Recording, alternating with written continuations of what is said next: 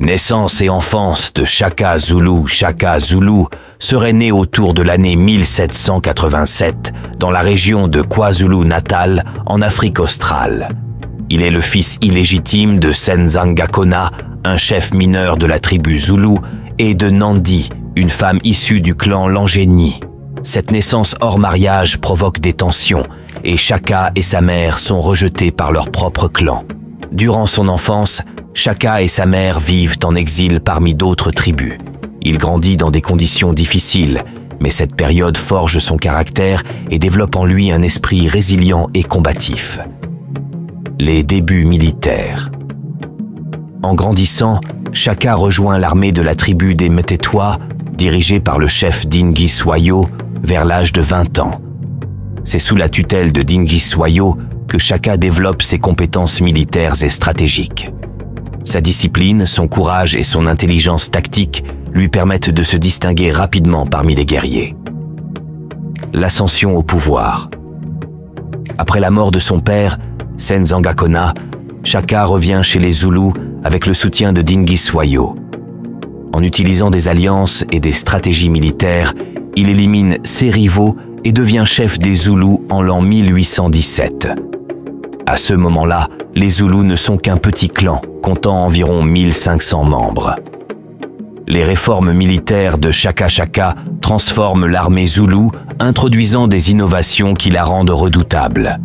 Parmi ces réformes, on peut citer la création d'une nouvelle arme, l'Ikelwa, une lance à manche court, plus adaptée pour les combats rapprochés. L'entraînement rigoureux de ces soldats qui devaient parcourir de longues distances pieds nus, parfois jusqu'à 50 km par jour. La formation en corne de buffle, une tactique d'encerclement qui permettait de prendre l'ennemi au piège. Grâce à ces innovations, l'armée Zoulou devient une machine de guerre redoutable, capable de vaincre des adversaires beaucoup plus nombreux. La construction de l'Empire Zoulou. Entre les années 1817 et 1828, Shaka mène une série de campagnes militaires connues sous le nom de Mfekan, ou le Grand Bouleversement. 16 campagnes entraînent la conquête et l'unification de nombreuses tribus, ainsi que des déplacements massifs de population. Sous son règne, l'Empire Zoulou s'étend sur une grande partie de l'actuelle Afrique du Sud et atteint une population estimée à plusieurs centaines de milliers d'individus. Shaka établit une administration centralisée et impose une discipline stricte dans tout son royaume. Un dirigeant redouté, Shaka Zulu, était connu pour son autorité implacable. Il n'hésitait pas à punir sévèrement ceux qui désobéissaient ou qui menaçaient son pouvoir. Cependant, il était également respecté pour sa vision stratégique et son engagement envers la sécurité de son peuple. Après la mort de sa mère Nandi en l'an 1827, Shaka impose un deuil national d'une durée de 3 mois, durant lequel il interdit les mariages et la culture des récoltes. Ce deuil excessif provoque un mécontentement croissant parmi ses sujets et ses proches. La fin tragique de Shaka Zulu. Le règne de Shaka prend fin de manière tragique. En l'an 1828, il est assassiné par ses demi-frères Dingaan et Mlangana, qui conspirent contre lui pour prendre le pouvoir.